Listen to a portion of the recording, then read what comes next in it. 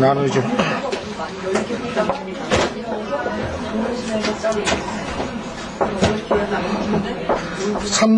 9장 3절 말씀을 나누다 마쳤는데, 음행했던 그 후손들은, 그 자손들은 여호와의 땅에 거주하지 못하고 에브라임의 애굽으로 다시 가고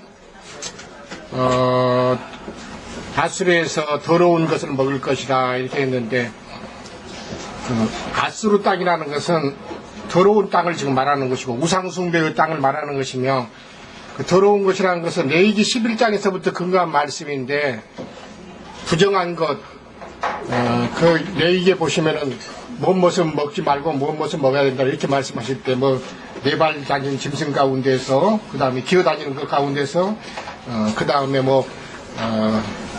다리 굽이 갈라지는 것, 그 다음에 대세김이라는 것들, 이런 것들은 먹고 어떤 것들은 먹지 말라, 이런 말씀부터 계속해서 이어져 나오는 말씀인데, 그래서 부정한 것들, 더러운 것들, 이런 것들은 먹지 못할 것이다. 근데 신약의 말씀에서는 주로 더러운 것을 말할 때는 육체의 더러운 것을 제하여 버림이 아니고, 이렇게 말씀을 보면 육체에 속한 것들은 다 하나님 앞에서 더러운 것이고 연락되지 못할 것임을 지금 말씀하신 걸 볼 수가 있습니다. 다 그러니까 하늘에 속한 거, 생명에 속한 거, 그리스도에 속한 것들을 더러운 것이 아닌 것으로 지금 말씀하시면서 더러운 것을 먹을 것이라 이렇게 지금 말씀하시는데, 누가복음에서는 둘째 아들이 먼 나라로 가가지고 호랑방탕한 가운데서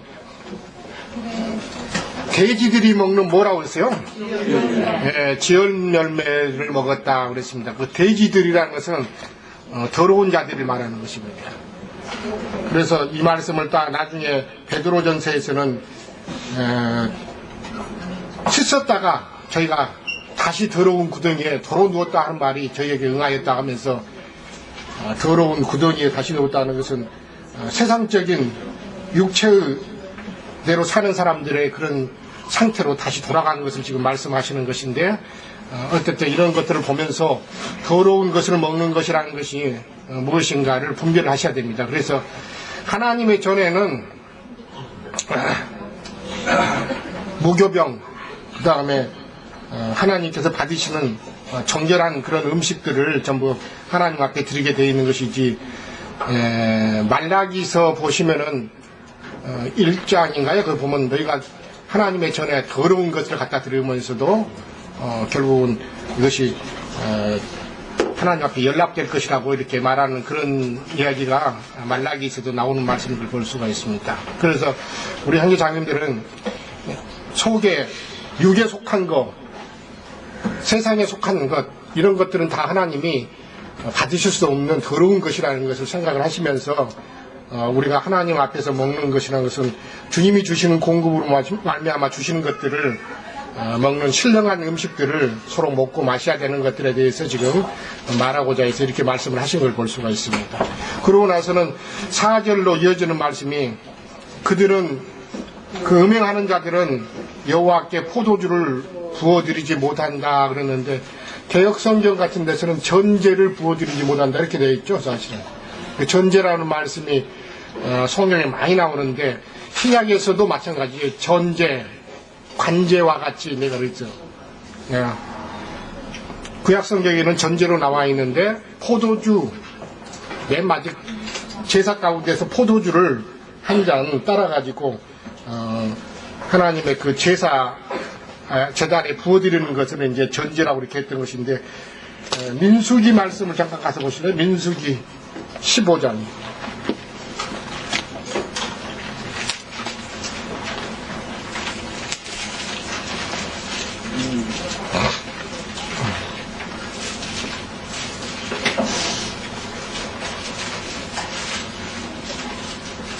(1절부터) (10절까지) 같이 읽겠습니다. 같이 읽겠습니다.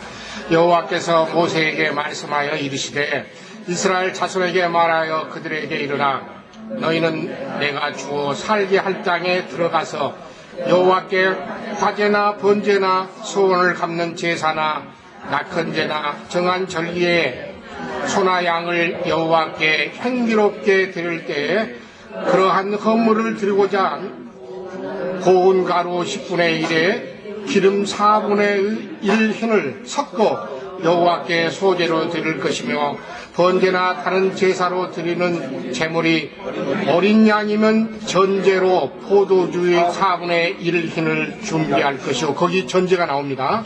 모든 제사 뒤에 마지막으로 드리는 제사가 전제의 제사인데 전제로 포도주 4분의 1 흰을 준비해야 된다. 어린 양을 제물로 드리는 사람을 지금 말하는 것입니다.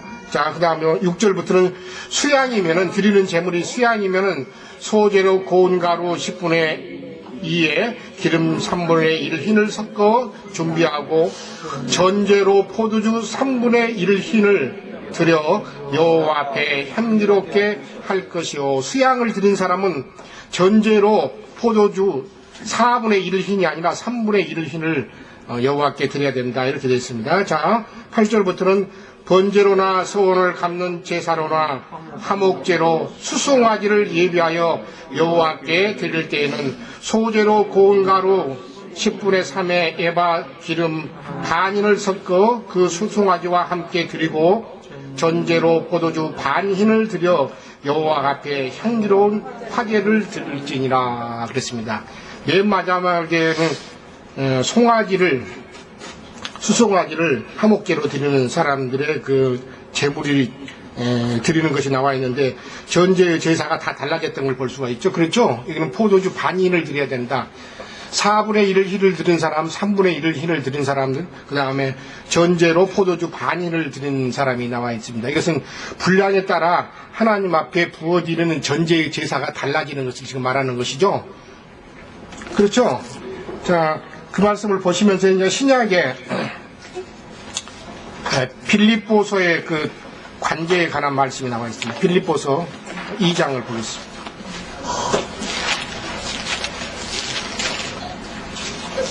말씀을 많이 보셨던 분 같으면 그게 안 찾아도 될 것 같은데 새로 오신 분들이 많아가지고 빌립보서 2장 17절 보겠습니다. 만일 너희의 믿음의 제물과 섬김임에 내가 나를 전제로 드릴지라도 나는 기뻐하고 너희 무리와 함께 기뻐하리라.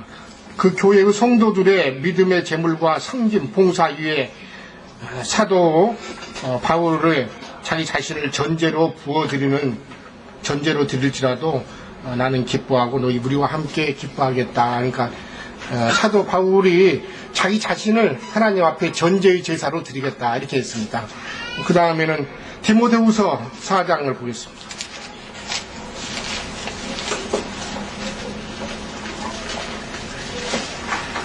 개역성경에서는 그것이 관제로 나와 있었던 걸 볼 수가 있어요. 자, 디모데후서 4장 6절 보겠습니다. 전제와 같이 내가 벌써 부어지고 나의 떠날 시각이 가까웠다다 그랬습니다. 그러니까 포도주 반흰, 그 다음에 3분의 1을 흰, 4분의 1을 흰을 마지막으로 그 하나님의 제단 앞에 부어드리는 제사를 하는 것인데, 그러니까 이 전제가 누구를 말하는 걸 말하는 거예요. 하나님을 섬기는 사람들이 자기 자신을 하나님 앞에 맨 마지막으로 부어드리는 제사를 드리는 것이 전제의 제사다. 형제 자매님들의 생명을 마지막으로 남은 것이 생명이기 때문에 목숨을 마지막으로 부어서 하나님 앞에 드리는 제사가 전제의 제사다 그런 뜻입니다. 아니 알아들으시겠죠?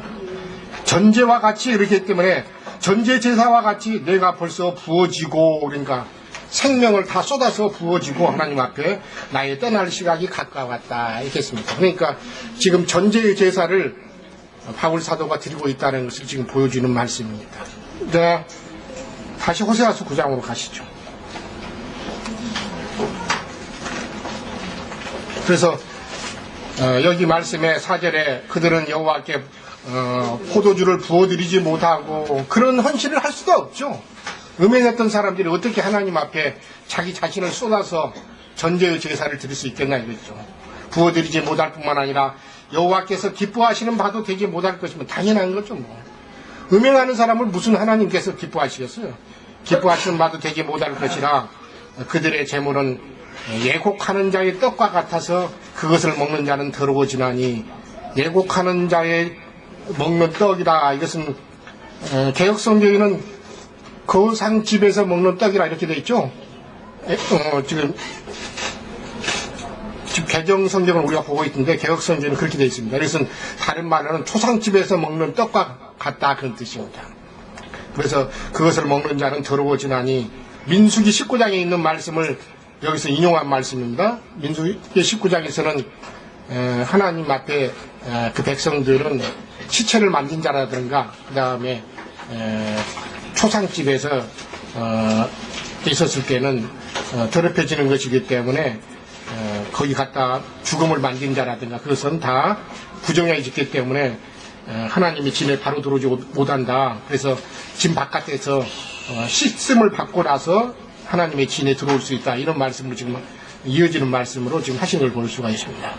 그래서 그것을 먹는 자는 더러워지나니 그들의 떡은 자기들의 먹기에만 소용될 뿐이라 그래서 여호와의 집에 드릴 것이 아니다 그랬습니다. 그러니까 하나님의 집에 드릴 수 없는 재물들을 지금 그들은 먹고 마시고 있다 그런 뜻입니다. 그러니까 이것은 우상 섬기는 그런 집에서 또 음행하는 그런 곳에서 드려지는 제사라는 것은 재물들이라는 것은 전체적으로 하나님 앞에 드려질 수 없는 그런 부정한 것이라는 것을 지금 말하고자 하는 것이죠. 형제 자매님들이 아무 곳에서나 가서 떡과 물을 먹으면 안 된다 그런 뜻입니다. 이 말씀이 열왕기에 그런 말씀이 나와 있죠. 열왕기 아무 데서나 선지자에게 그곳에서는 떡도 먹지 말고 물도 마시지 말아서 그곳에 갔지 말고 다시 돌아서 내 있는 곳으로 가라 이런 말씀이 나오는데 몇 장입니까?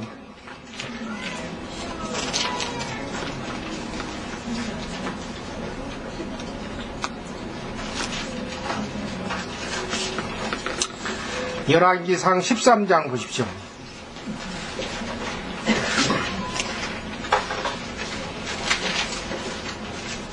제가 이런 말 하면 열왕기상 몇 장에 나온 말씀입니다. 이렇게 나올 줄 알았는데 한 병도 말씀 안 하시네. 13장 11절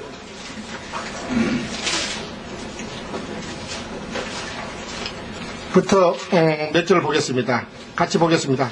베델에 한 늙은 선지자가 살더니 그의 아들들이 와서 이날에 하나님의 사람이 베델에서 행한 모든 일을 그에게 말하고 또 그가 왕에게 드린 말씀도 그들이 그들의 아버지에게 말한지라 그들의 아버지가 그들에게 이르되 그가 어느 길로 가더냐 하니 그의 아들들이 유다에서부터 온 하나님의 사람의 간 길을 보았습니다. 거기 보세요. 유다에서부터 온 하나님의 사람의 간 길을 보았다. 이렇게 하나님의 사람이 지금 보냄을 받았을 것입니다. 자, 그가 그의 아들들에게 이르되 나를 위하여 나귀의 안장을 지우라. 그들이 나귀의 안장을 지우니 그가 타고 하나님의 사람을 뜻따라가서 상수나무 아래에 앉은 것을 보고 이르되 그대가 유다에서부터 온 하나님의 사람이냐? 대답하되 그러하다. 그가 그 사람에게 이르되 나와 함께 집으로 가서 떡을 먹으라. 대답하되 나는 그대와 함께 돌아가지 못하겠고 그대와 함께 들어가지도 못하겠으며 내가 이곳에서 그대와 함께 떡도 먹지 아니하고 물도 마시지 아니하리니 이는 여호와의 말씀이 내게 이르시기를 내가 거기서 떡도 먹지 말고 물도 마시지 말며 또 내 오던 길로 되돌아가지도 말라 하셨음이로다. 그가 그 사람에게 이르되 나도 그대와 같은 선지자라. 천사가 여호와의 말씀으로 내게 이르시기를 그를 내 집으로 데리고 돌아가서 그에게 떡을 먹이고 물을 마시게 하라 하였느니라 하니 이는 그 사람을 속임이라 그랬습니다. 속였단 말이에요. 사실 하나님의 사람을. 이에 그 사람이 그와 함께 돌아가서 그의 집에서 떡을 먹으며 물을 마시니라. 물을 마시니라. 그들이 상 앞에 앉아있을 때에 여호와의 말씀이 그 사람을 데려온 선지자에게 임하니 그가 유다에서부터 하나님의 사람을 향하여 예쳐 이르되 여호와의 말씀에 내가 여호와의 말씀을 어기며 내 하나님 여호와에게서 내게 내리신 명령을 지키지 아니하고 돌아와서 여호와가 너더러 떡도 먹지 말고 물도 마시지 말라 하신 곳에서 떡을 먹고 물을 마셨으니 내 시체가 내 조상의 묘실에 들어가지 못하리라 하셨느니라 하니라. 그리고 자기가 데리고 온 선지자가 떡을 먹고 물을 마신 후에 그를 위하여 나귀의 안장을 지우니라. 이에 그 사람이 가더니 사자가 길에서 그를 만나 물어 죽임에 그의 시체가 길에 버림받으니 나귀는 그 곁에 섰고 사자도 그 시체 곁에 서 있더라. 지나가는 사람들이 길에 버린 시체와 그 시체 곁에 선 사자를 보고 그 늙은 선지자가 사는 성읍에 가서 말한디라. 그 사람을 길에서 데리고 돌아간 선지자가 듣고 말하되 이는 여호와의 말씀을 어긴 하나님의 사람이로다. 여호와께서 그에게 하신 말씀과 같이 여호와께서 그를 사자에게 넘기심에 사자가 그를 찢어 죽였도다 하고 이에 그의 아들들에게 말하여 이르되 나를 위하여 나귀의 안장을 지우라. 그들의 안장을 지우매 그가 가서 본즉 그의 시체가 길에 버림받았고 나귀와 사자는 그 시체 곁에 서 있는데 사자가 시체를 먹지도 아니하고 나귀를 찢지도 아니하였더라. 늙은 선지자가 하나님의 사람의 시체를 들고 나귀에 실어가지고 돌아와 자기 성읍으로 들어가서 슬피 울며 장사하되 곧 그의 시체를 자기 묘실에 두고 오호라 내 형제여 하며 그를 위하여 슬피 웁니다. 그 사람을 장사한 후에 그가 그 아들들에게 말하되 내가 죽거든 하나님의 사람을 장사한 묘실에 나를 장사하되 내 뼈를 그 곁에 두라.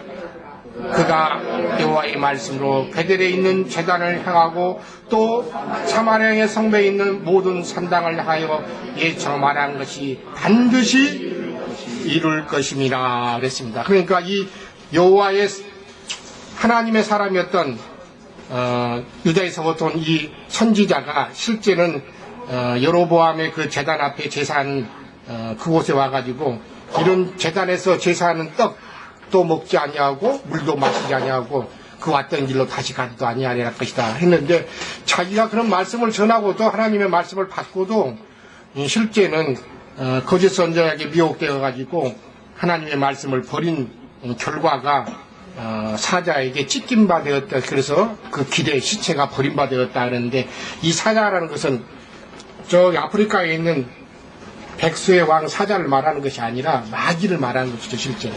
그렇기 때문에 시체도 먹지 않았고 나귀도 먹지 않았다 이렇게 말했습니다.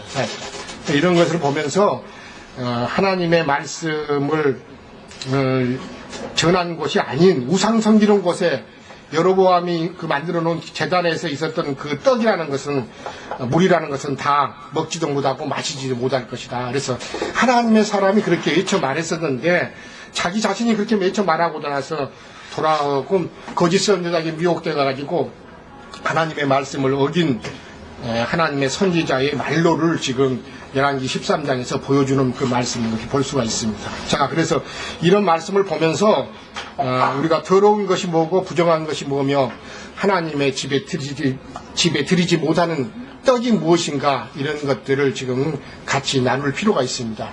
그래서 이것은 신약의 고린도전서도 마찬가지죠.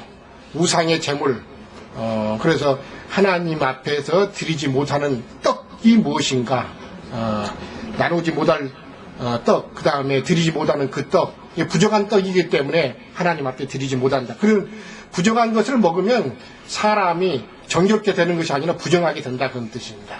형제자매님들은 이런 말씀들이 영적으로 어떻게 적용되는 것인지를 한번 깊이 있게 한번 생각해 봐야 됩니다. 그러고 나서는 이제 너희는 명절날과 여호와의 절기날에 무엇을 하겠느냐 이렇게 물었습니다. 명절날과 여호와의 절기, 이것은 이제 신명기서에 나온 말씀인데 거기 보면은 히브리 민족들은 그런 뭐 6월절이라든가 뭐 초실절이라든가 맥추절, 그런 절기와 그 다음에 초막절, 수장절 이런 절기들을 정해놓고 이런 절기에는 하나님께서 주셨던 것들을, 좋은 것들을, 농사했던 것들을 예루살렘으로 올라가지고 가지고 가가지고 그곳에서 식구들과 모든 자기 같이 했던 사람들과 함께 그것을 먹고 마시면서 하나님 앞에 즐거워했던 것들을 볼 수가 있는데, 신명기 12장 말씀을 잠깐 보고 저를 마치고 나머지는 이제 우리 김현재님이 말씀을 같이 나누도록 하겠습니다.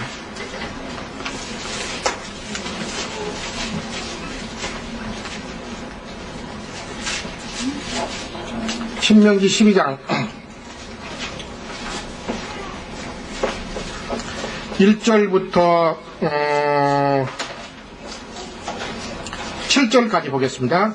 내 조상의 하나님 여호와께서 내게 주셔서 차지하게 하신 땅에서 너희가 평생에 지켜 행할 규례와 법도는 이러하니라. 너희가 쫓아낼 민족들이 그들의 신들을 섬기는 곳은 높은 산이든지 작은 산이든지 푸른 나무 아래든지를 막론하고 그 모든 것을 너희가 마땅히 파멸하며, 우상 섬기는 것을 파멸하며 그 제단을 헐며 주상을 깨뜨리며 아세라 상을 불사르고 또 그 조각한 신상들을 찍어 그 이름을 그곳에서 멸하라. 너희의 하나님 여호와께서는 너희가 그처럼 행하지 말고 오직 너희의 하나님 여호와께서 자기의 이름을 두시려고 너희 모든 지파 중에서 택하신 곳인 그 계실 곳으로 찾아 나아가서 너희의 번제와 너희의 제물과 너희의 시밀조와 너희 손의 거제와 너희의 소원제와 낙헌 예물과 너희 소와 양의 처음 난 것들을 너희는 그리로 가져다가 드리고 거기 곧 너희 하나님 여호와 앞에서 먹고 너희의 하나님 여호와께서 너희의 손으로 수고한 일의 복주심으로 말미암아 너희와 너희 가족이 즐거워할지니라 그랬습니다. 하나님께서 택하신 그곳으로 가지고 가고 너희에게 주어가지고 너희 손으로 수고한 것에 복주심으로 말미암아 얻어진 것들을 그 앞에서 함께 먹고 마심으로 그 앞에서 즐거워해야 한다. 이것이 명절을 지키고 절기를 지키는 하나님의 백성들의 그 명절과 절기를 지키는 내용이었습니다. 그래서 우리 형제 자매님도 마찬가지죠. 오늘날 영적인 교회 생활이라는 것은 주님께서 주신 것들을 자기 자신에게 주신 좋은 것들을 가지고 자기 자신을 위해 쓸 것이 아니라 그 백성들 형제 자매들과 함께 먹고 마시며 즐거워하고 그 다음에 그곳에서 그 영혼이 쉼을 누리고 그렇게 하는 것이 명절날을 지키는 것이고 여호와의 절기날을 지키는 것인데, 그리스도께서 우리 절기가 되시고 우리의 명절이 되시는 것인데, 그래서 이렇게 주님 앞에서 먹고 마시며 즐거워하면서 그 영혼이 하나님 앞에서 쉼을 누리고 그 다음에 기쁨을 누리게 하시는 것이 우리에게 명절날을 주시고 절기날을 주셨던 것인데, 이렇게 하지 못할 것이라는 뜻입니다. 왜? 쫓겨났기 때문에 여호와의 집에서 쫓겨났고 그 다음에 더러운 곳에 가서 더러운 떡을 먹을 것이기 때문에 명절날을 생각하고 그 다음에 절기날을 지켜도 무엇을 거기서 하겠느냐 이렇게 반문하면서 경고하신 말씀입니다. 실제는 너희가 여호와의 절기날이 돌아오고 명절날이 돌아와도 명절을 지키지 못할 것뿐 아니라 절기 가운데서 하나님 앞에서 기뻐서 먹고 마시고 기쁨으로 그런 낙을 누리지 못할 것임을 경고하신 그런 말씀으로 이어지는 걸 볼 수가 있습니다. 그러면서 이제 멸망을 피하여 갈지라도 그들은 애굽을 그들을 모으고 노분 그들을 장사할 것이다. 거기 노비라는 것은 애굽의 수도를 말하는 것이다. 멤피스, 오늘날로 말하면 멤피스인데 장사할 것이다 하는 것은 무덤이 될 것이라는 것을 말씀하신 것이죠. 무덤이 될 것이라는 것을. 그리고 그들의 은은 귀한 것이지만 찔레가 덮일 것이고 그들의 장막 안에는 가시덩굴이 덮일 것이다. 그래서 그들이 애굽으로 내려가 가지고 결국은 거기서 그들은 무덤이 될 것이고 결국은 가시와 찔레가 그들을 덮을 것이라는 것은 이것은 하나님 앞에서 사는 것이 아니라 염려와 그 다음에 근심과 걱정과 이런 것들 안에서 이제 그 날에 사는 날이 괴로움이 될 것이고 염려하고 근심하고 결국은 주님께서 주시는 그런 안식이 다 뺏겨지고 나서 육체 가운데 수고하고 하나님 앞에 버림받은 저주받은 인생을 살 것을 지금 말씀하십니다.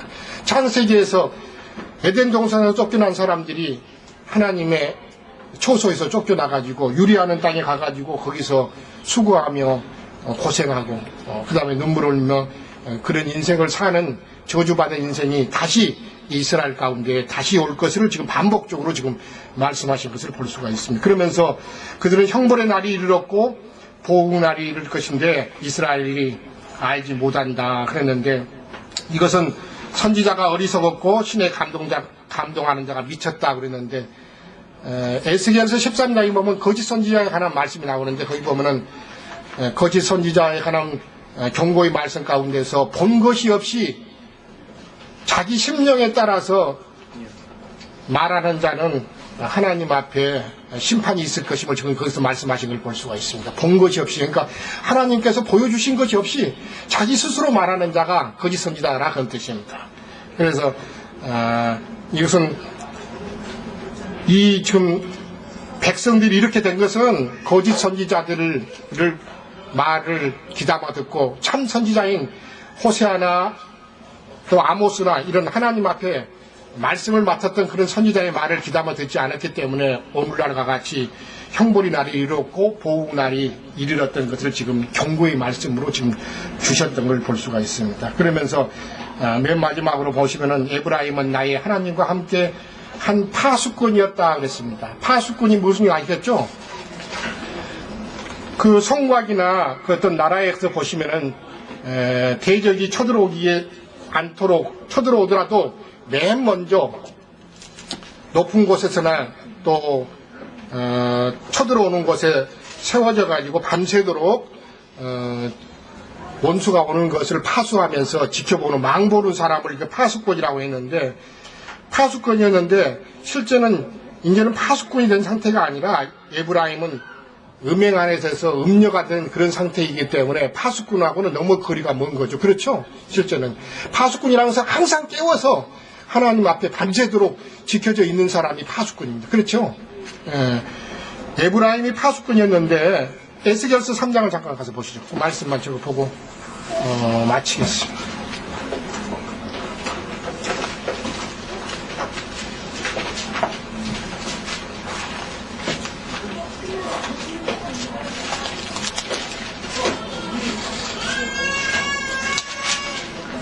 파수꾼에 관한 말씀이 에스겔서 3장 17절부터 몇 절만 보겠습니다.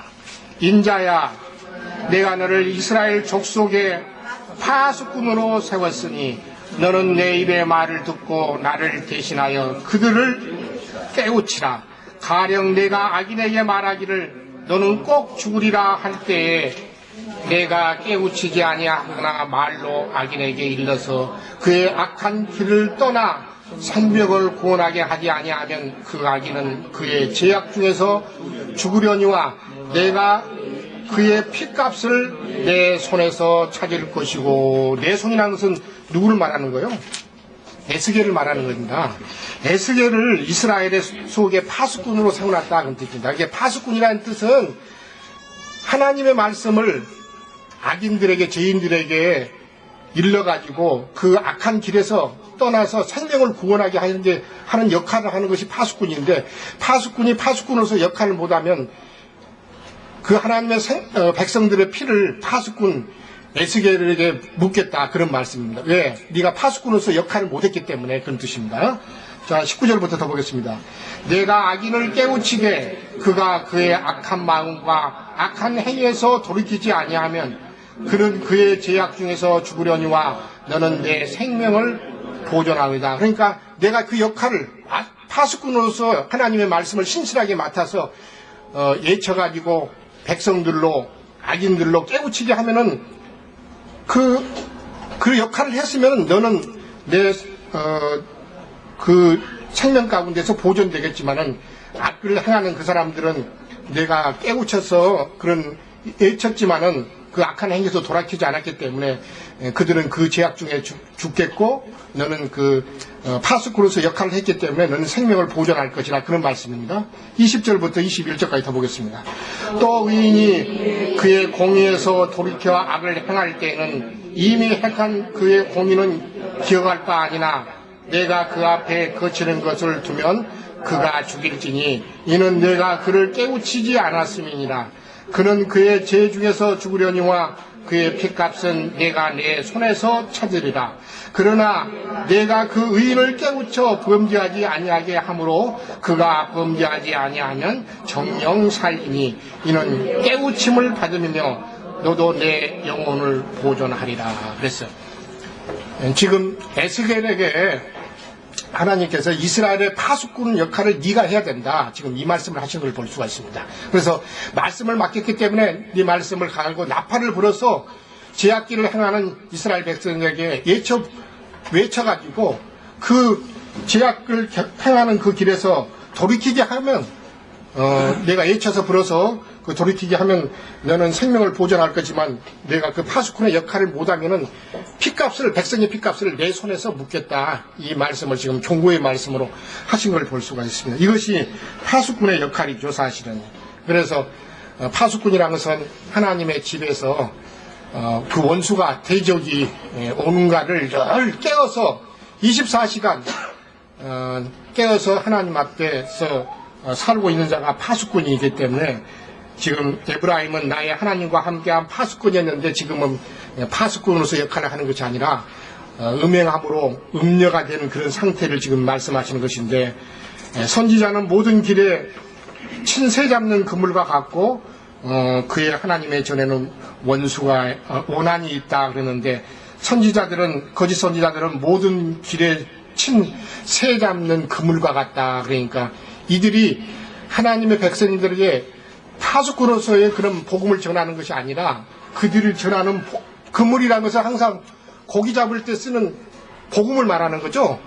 여기서는 새 잡는 그물이라고 했는데 신약 성경에서는 제자들에게 뭐라고 했어요? 그물을 바다에 던지라고 했으면서 바다 우편에 던지라. 이것은 하나님의 말씀에 의지해서 그 그물을 던지는데 고기를 잡는 그런 그물을 지금 말씀하셨지만 여기서는 새 잡는 그물로 예표를 했습니다. 다 복음을 말하는 것인데 선지자에게 맡기신 복음인데 말씀인데 거짓 선지자들은 복음을 전하는데 새를 잡는 그물처럼 백성들 위에 쳐가지고 백성들을 새 잡듯이 잡았다 그런 뜻입니다. 그러니까 거짓 것을 전해가지고 백성들을 다 자기를 따르게 하고 그리고는 자기 배를 섬기는 데 이제 그물로 말씀을 사용했던 것을 지금 말씀하시기 때문에, 그러나 이 백성들은 하나님의 앞에서 파수꾼으로서의 살아야 될 그 백성들이 말씀을 신실하게 분별할 수 있어야 되고, 그리고 어떤 자가 하나님 앞에 참 선지자인 것을 분별할 수 있어야 되는데 모든 백성들은 말씀을 분별하는 능력도 없고 그리고는 하나님의 선지자가 참 선지자가 어떤 선지자인가를 분별할 수 있는 능력도 잃어버린 그런 상태였기 때문에 지금 에브라임은 나의 하나님과 함께한 파수꾼이었지만은 이제는 파수꾼으로서 역할을 못하고 대래 그물 속에 들어가는 새와 같은 그런 상태를 지금 말씀하신 걸 볼 수가 있습니다. 그렇죠? 오늘날도 기독교계에 마찬가지입니다. 모든 하나님의 백성들이 파수꾼으로서의 하나님 앞에서 살아야 되는데, 그래서 고린도전서 13장에서는 너희가 모일 때 어떻게 할까 그러면서 둘이나 셋이 차선을 따라서 말씀하고 나머지 듣는 자들은 다 어떻게 하라고요? 분별하라 그랬습니다. 말씀을 분별할 수 있어야 된다 그런 뜻입니다. 저것이 하나님께서 온 말씀인지 아니면 거짓 복음, 거짓 영, 다른 복음을 전하는 것인지를 분별할 수 있는 사람이 돼야 되는데 그런 분별력을 다 잊어버렸다는 거죠. 왜? 말씀이 없기 때문에 자기 속에 진리의 지식이 없기 때문에 무엇을 전하는 것인지도 분별할 수 있는 능력이 잃어버린 것입니다. 오늘날 교회도 마찬가지죠. 교계에도 이런 것들을 보면서 하나님께서 형벌의 날이 이르렀고 보응의 날이 이스라엘에게도 올 것이다 이 말씀을 지금 하십니다. 그럼 맨 마지막에는 이제 기브아 시대와 같이 심히 이 백성이 구패했다 그랬는데, 기브아 시대라는 것은 사사기 19장 그 사건을 두고 염두에 두고 하신 말씀입니다. 거기서는 그 유다에서 온 레이인이 있었는데 자기 첩을 가지고 에브라임 산지를 향해서 가고 있었는데 베냐민 땅 기브아의 그 땅에 이르러서 어둠이 저녁때가 되어가지고 더 이상 갈 수 없기 때문에 베냐민 족속들이 사는 그 기브아의 땅에 이르러서 저녁에 어디 유축할 곳을 찾아야 되는데, 그렇죠? 이스라엘 족속들은 저녁 때가 되고 어디 가면은 모든 그 율법에 이른 것 같이 내 이웃을 내 몸과 같이 사랑하고 그리고 나서 자기 거처할 곳을 그 형제에게 줘야 되는 것인데 아무도 들으지 않았는데 그때 그 늙은 하나님 앞에 사는 어떤 노인이 그 레인을 첩을 두었던 레인을 데려서 자기 집에 들였는데 베냐민 족속 가운데에서 오늘날로 말하면 거기 보면 뭐라고 했어요? 그 사람들이 되지 못한 자들이죠 사실은요. 원래는 생각이 안 나네. 뭐라고 했었죠? 19장에 보면은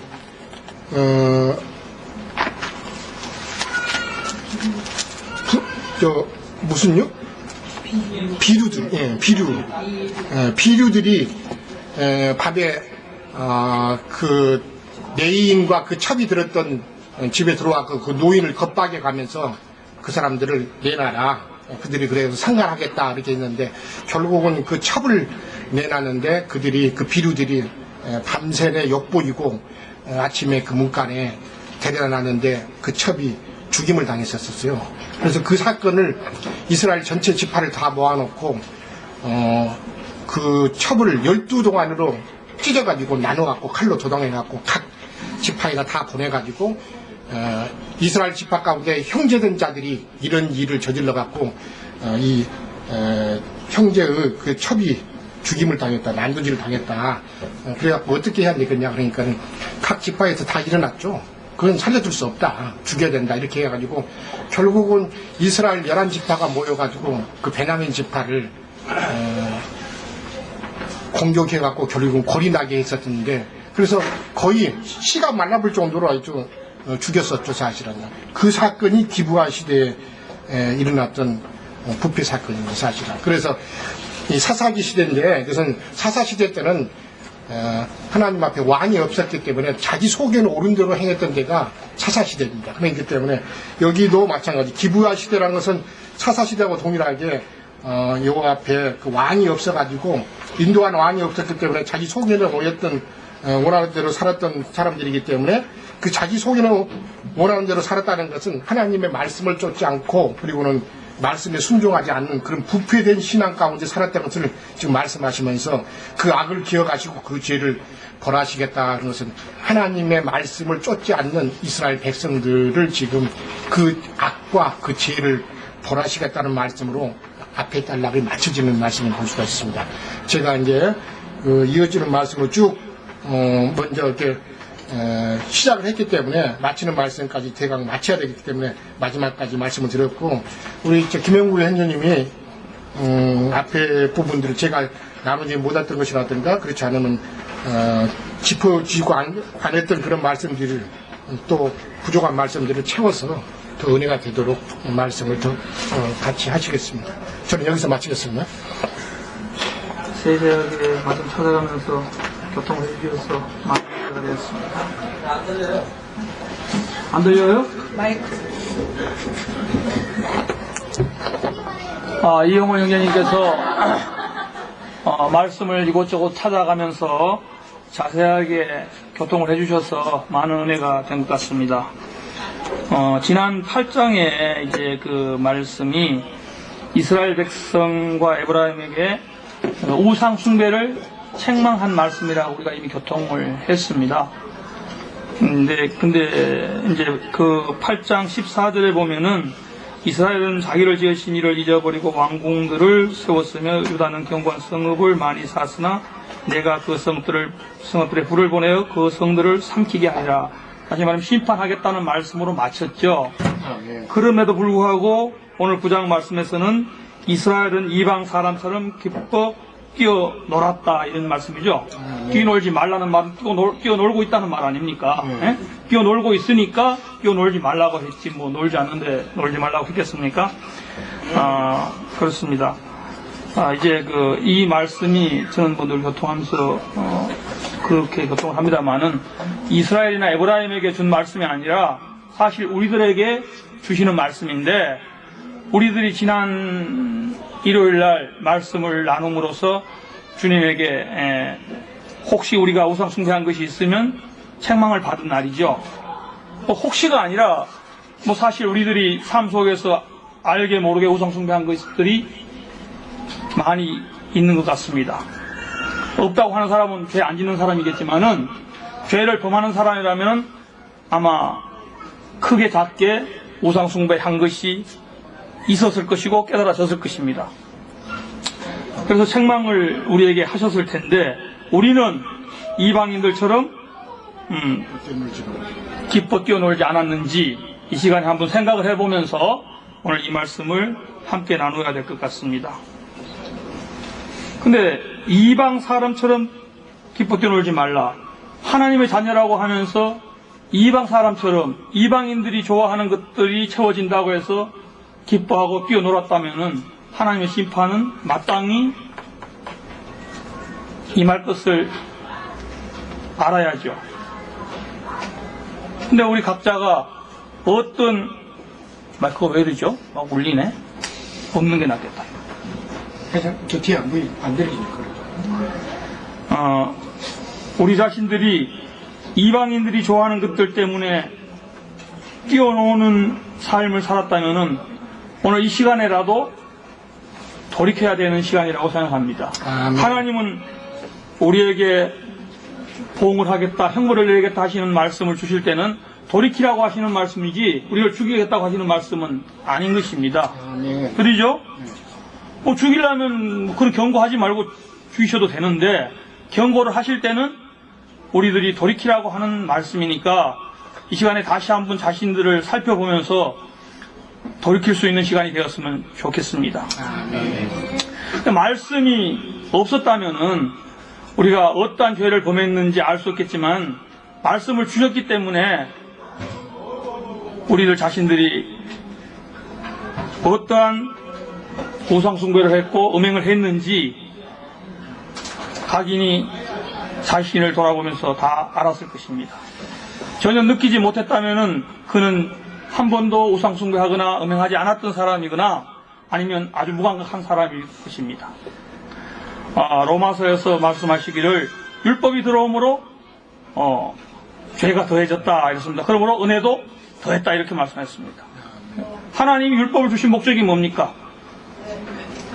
알지 못했던 죄가 더 많이 드러나게 하시기 위해서 율법을 주신 겁니다.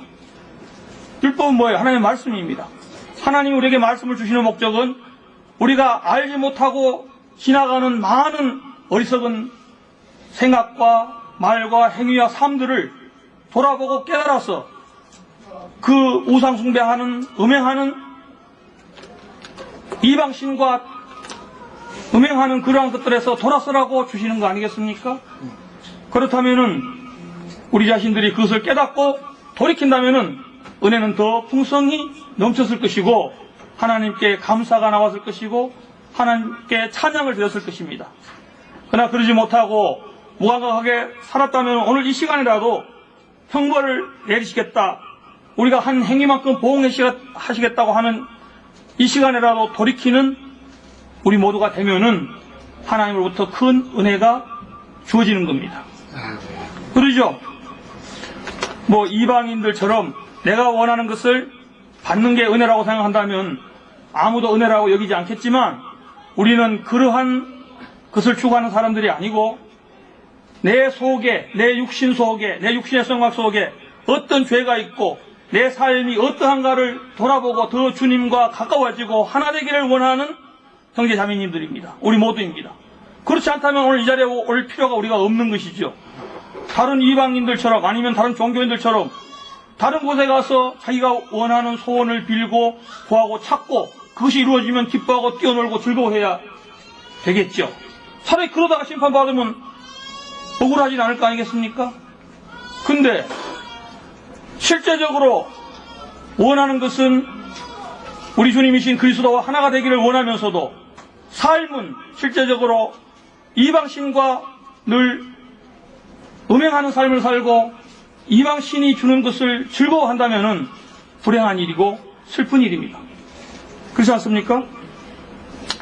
근데 이제 이 이스라엘이 얼마나 어리석었는지 그 이방 사람들처럼 기뻐하고 뛰놀면서 타작마당에서 음행의 값을 받을 것이라 생각하고 좋아했다고 성경을 말씀하고 있는 겁니다. 여기는 이제 우리 지금 보고 있는 성경에는 음행의 값을 좋아하였느니라 이렇게 돼 있는데, 다른 성경들은 보면은, 특히 이제 여기 공동번역 같은 경우에 보면은, 타작 말하면서 몸값으로 곡식을 받을 줄 알고 좋아했다 이렇게 돼 있습니다. 좀 더 직설적으로 표현을 했습니다. 이 말은 무슨 말입니까? 조금 전에도 교통드렸지만, 어떤 다른 신에게 가서 또 하나님을 부르는 그 교회라고 하는 종교 집단에게 가서 열심히 부르짖고 기도해서, 그러므로 그것이 자기의 영이 악한 영과 우상숭배했다는 것, 음행했다는 것은 알지 못하고 오히려 자기에게 복을 주실 거라는 생각을 하고 좋아하고 기뻐했다는 얘기 아닙니까? 그렇죠? 자, 우리들도 입으로는 하나님을 찾고 주님을 찾고 예수 그리스도를 찾았지만 내 속마음은 내가 원하는 어떤 것을 구하고 찾고 구했다면은 무엇이 다르겠습니까? 그리고 그것이 이루어질 것이라고 믿고 즐거워하고 기뻐한다면 얼마나 가정하게 여기겠습니까? 하나님께서.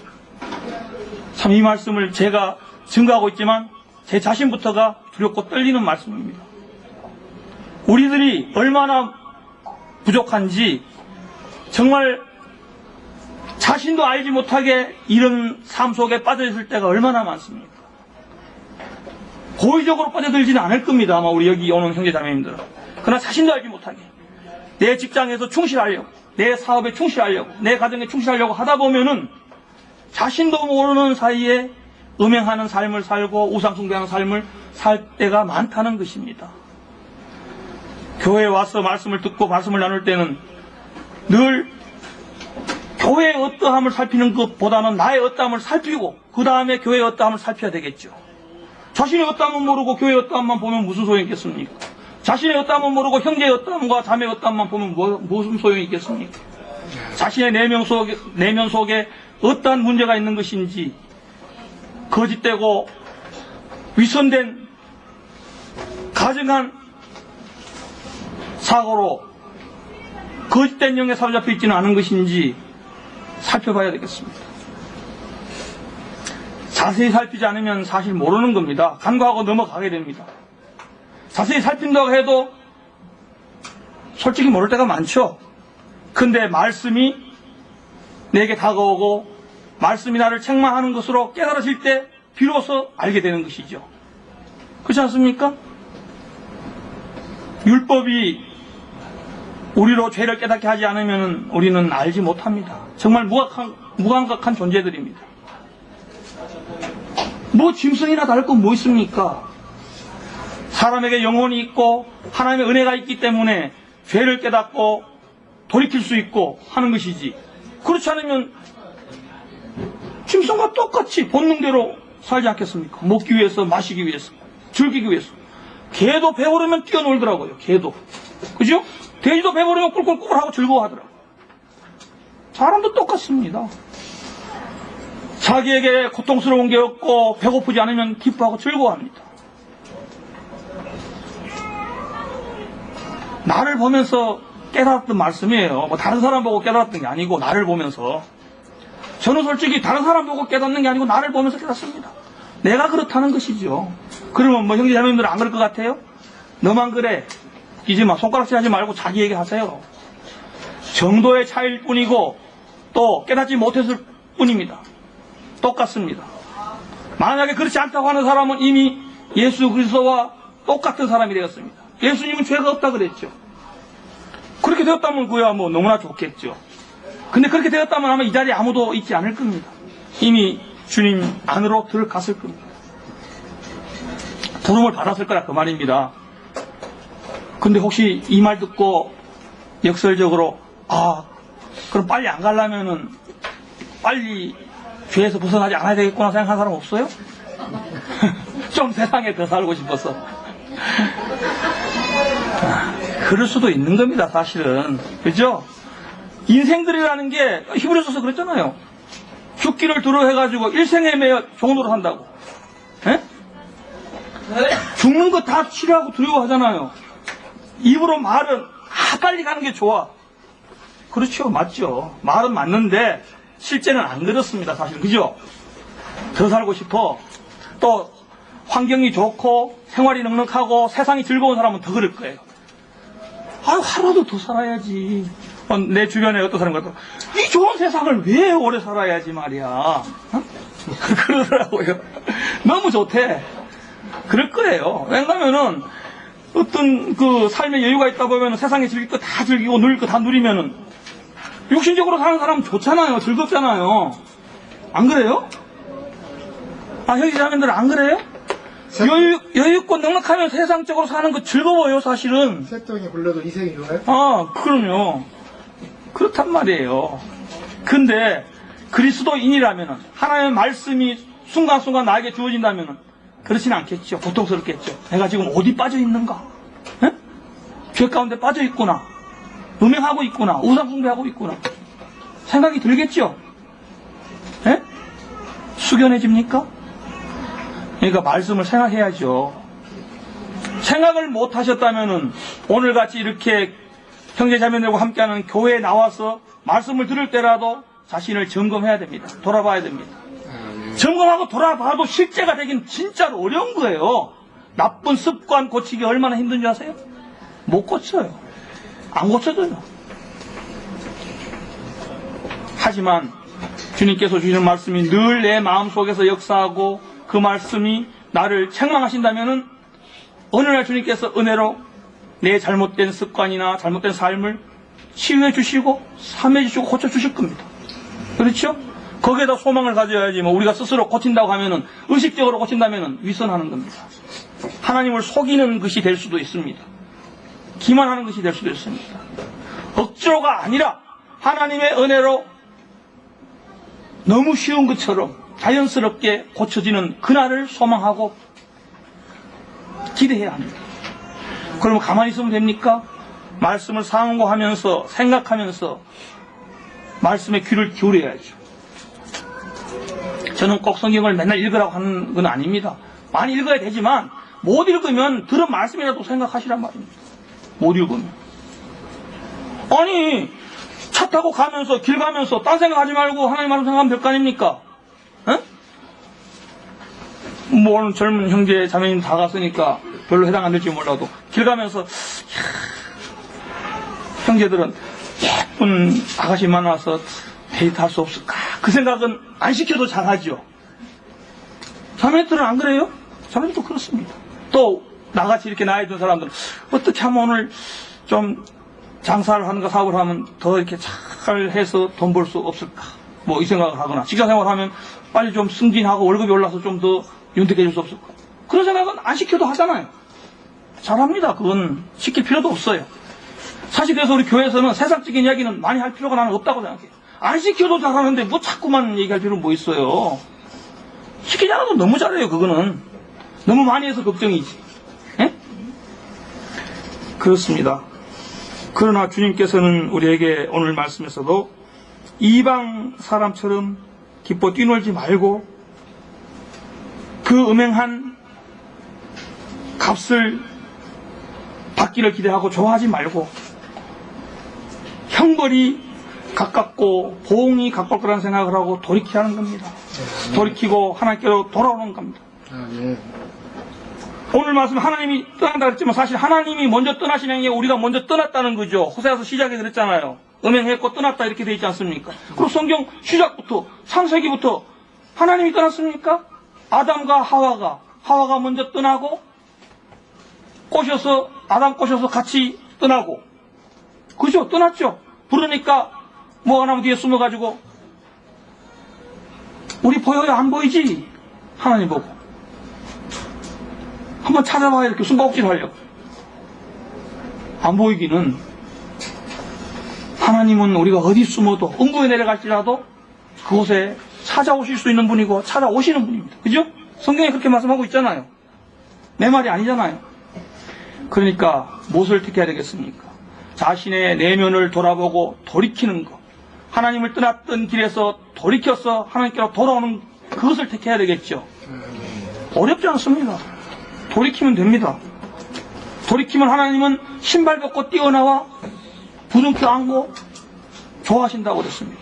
어디서 그랬어요? 누가복음에서 그랬잖아요. 그죠? 그 장치를 찾을 필요 없잖아요. 다 알잖아요. 성경 나보다도 또 더 많이 아시던데.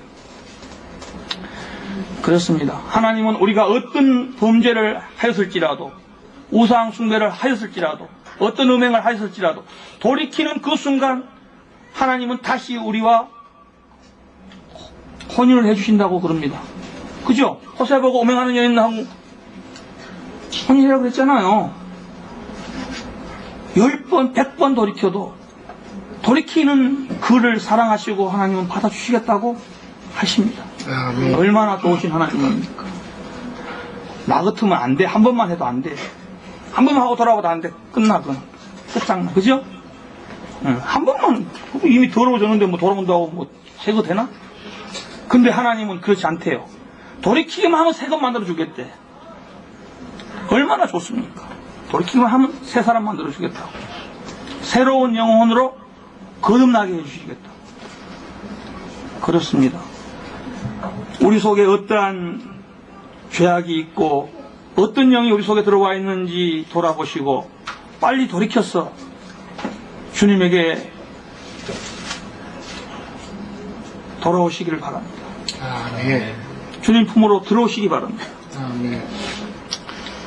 3절에는 그들은 여호와의 땅에 거주하지 못하며 에브라임은 애굽으로 다시 가고 아수르에서 더러운 것을 먹을 것이니라. 그렇잖아요. 음행했는데 어떻게 여호와의 땅이 옵니까? 여호와의 땅은 아까 이미 형제님들이 하겠듯이 그리스도의 마음 아닙니까? 더러운 음행한 상태로 그리스도와 한 마음이 되고 한 영이 될 수 있겠습니까? 이제 4월 10일 날 그 이름이 뭐죠? 이름 동훈이. 네, 동훈이 형제가 결혼한다 그러는데 네, 사실은 결혼은 뭐예요? 마음이 하나 되는 거죠? 네? 일심동체라. 마음이 결합하는 게 결혼입니다. 몸이 결합하는 것보다도. 그죠? 그러면 우리가 그리스도와 마음이 하나가 되어야 너희 안에 이 마음을 품으라 그리스도 예수의 마음이니 빌립보서에서 그렇게 말씀하셨는데 그리스도의 마음을 품고 그리스도와 하나 되는 것이 연합되는 것이 참으로 그리스도와 혼인하는 것이고 신부가 되는 것이고 그리스도는 우리의 신랑이 되는 거 아니겠습니까? 우리가 또 그 땅 안에 거할 수 있는 것이 아니겠습니까? 근데 에브라임은 애굽으로 다시 가고 아술에서 더러운 것을 먹었다고 했습니다. 아까 이용형제님이 말씀하셨고 저도 조금 전에 얘기했지만 돼지가 씻은 몸을 다시 더러운 데 눕고 개가 토한 것을 다시 먹는 것처럼 애굽으로 돌아갔다는 얘기입니다. 왜? 애굽에 있다가 출애굽했는데 돌아갔으니까 돼지가 더러운 곳에 누운 거나 똑같죠? 개가 토한 거 먹은 거나 똑같지 않습니까? 뭐 사실 우리의 경험상 그런 것이 한두 번이었습니까? 수도 없이 많았습니다. 하지만 우리 주님은 거듭거듭 말씀드리지만 돌이키면 그곳에서 또 깨끗게 해주시고 새롭게 해주신다는 사실을 믿어야 합니다. 이것이 믿어져야 합니다. 그러지 않으면 못 돌이킵니다. 내가 죄 지었으니까 하나님 나 버렸어. 그걸로 끝나버리면 못 돌이키죠? 못 돌이킵니다. 그러나 우리의 육신의 이 목숨이 붙어 있는 날까지 주님은 돌이키라고 하시고 돌이키면 받아주십니다. 돌이키는 자에게 심판하지 않습니다. 징계는 하시겠죠. 징계를 달게 받고 감사함으로 받으면 또 새롭게 해주시고 그래서 예수 안에 구속해 주시는 것입니다. 그래서 예수를 구속해 주는 것입니다. 4절에는 그들은 여호와께 포도주를 부어드리지 못하면 시간 지났대요? 그럼 그만하죠. 뭐 꼭 많이 해야 되는 것도 아니고. 예, 같이. 예, 여기